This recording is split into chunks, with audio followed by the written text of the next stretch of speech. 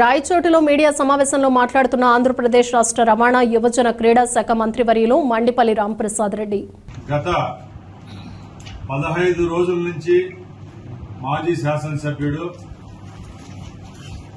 YCP నాయకుడని చెప్పుకుంటున్న అధికార ప్రతినిధి రాష్ట్ర ప్రతినిధి ఏదేసారు లాస్ట్ 30 రోజుల్లో ఇక్కడ టికెట్ రాలేదని చెప్పి క్యాష్కి అక్కడ పోయిన వ్యక్తి ఆయన నా మీద నా కుటుంబం మీద కొన్ని ఆరోపణలు చేయడం జరిగింది.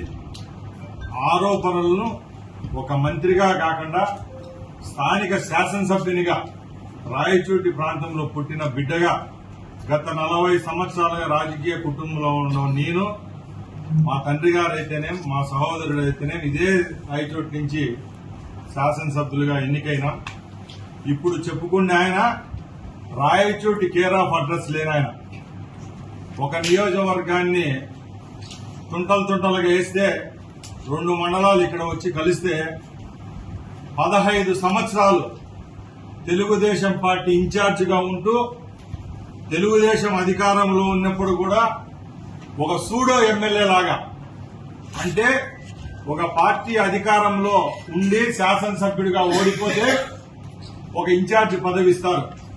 ఆ ఇన్ఛార్జి పదవి అడ్డం పెట్టుకుని వేలాది మంది తెలుగుదేశం పార్టీ కార్యకర్తల ఉసురు తగిలి వాళ్ళ యొక్క మాన ప్రాణ ధనంతో ఆడుకొని వాళ్ళ పేర్లతో పని చేసుకొని మహిళా కార్యకర్తల నాయకురాలను వధించి, ఆ మాటలు చెప్పకూడదు ఆయన గురించి, అలాంటి క్యారెక్టర్లెస్ ఫెలో నా గురించి మాట్లాడడం నేను చెప్తున్నా.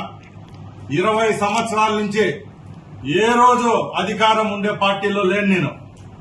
ఏ రోజు 20 సంవత్సరాల్లో ఒక్క రోజు కూడా అధికారం అడ్డం పెట్టుకుని నేను రాజకీయం చేయలా. ఇతని జీవితం అంతా రాజకీయంగా భిక్ష పెట్టిన తెలుగుదేశం పార్టీని పెట్టుకోనుండి తెలుగుదేశం పార్టీ ఇన్ఛార్జిగా 4 సార్లు ఓడిపోయినాడు. ఒకసారి లక్కిరెడ్డిపల్లి శాసనసభ్యునిగా, ఒకసారి రాజంపేట ఎంపీగా, 2 సార్లు రాయచోటి నియోజకవర్గ శాసనసభ్యునిగా పోటీ చేసి ఓడిపోయిన వ్యక్తి ఈ రోజు బట్టలు తీసి ఊడదీసి కొడతాడంట మమ్మల్ని.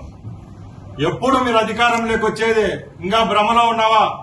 నేను అడుగుతున్నా, దమ్ము ధైర్యం ఉంటే రాయచోటి నియోజకవర్గంలో వైసీపీ పార్టీలని స్థానం ఏంది అడుగుతున్నా. ధైర్యం ఉంటే, శక్తి ఉంటే చెప్పు. వైసీపీ పార్టీలో రమేష్ రెడ్డి స్థానం ఏంది? నువ్వు 11 కోట్ల రూపాయలకు అమ్ముడమైన వ్యక్తివే. ఈ రోజు నాగా గురించి మాట్లాడే దమ్ముందా? ఒక్క టిప్పరు కంకరు ఎవడో మంత్రి పేరు చెప్పి తీసుకొని పోతే మంత్రి సహోదరుడికి, మేనల్లుడికి, బంధువులకు అంటగట్టే నీచమైన సంస్కృతి నీది. నేను చెప్తున్నా, 9 నెలలుగా అధికారంలో ఉన్నాం, శాసనసభ్యునిగా మంత్రిగా ఈ నియోజకవర్గంలో ఉన్నా. ఎక్కడైనా నా తరపున ఎవరైనా దందాలు చేశారా? నేను అడుగుతున్నా.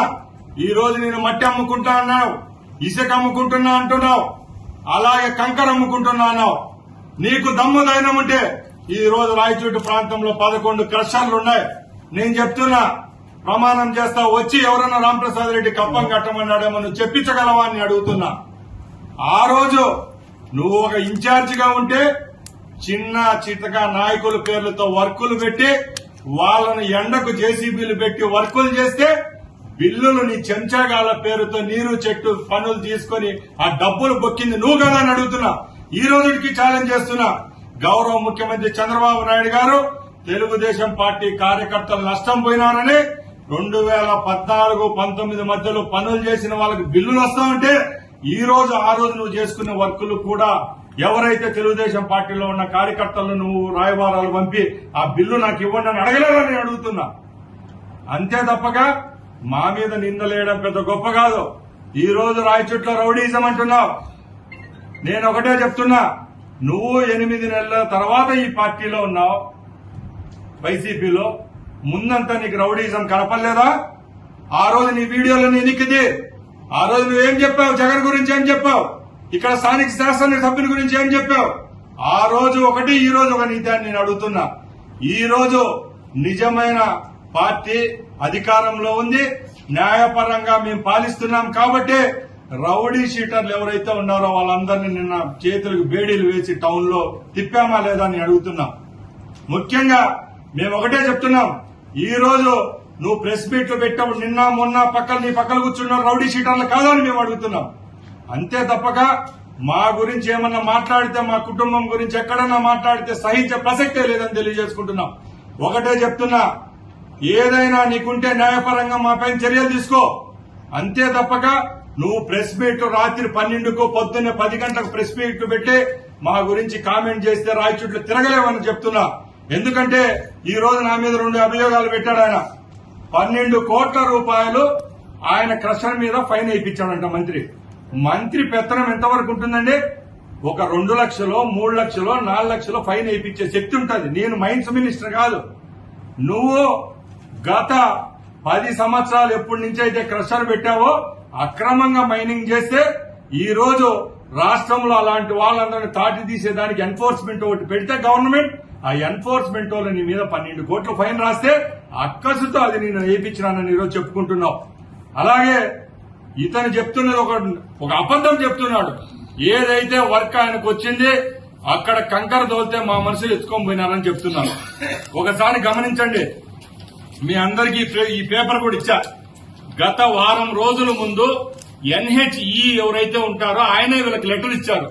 మీకు ఈ వర్క్ అలాట్ కాలేదు, ఈ వర్క్ అలాట్ అయింది సురేష్ కుమార్ రెడ్డి అని చెప్పి నెల్లూరు వాసి ఆయన అలాట్ చేసుకుంటే ఈయన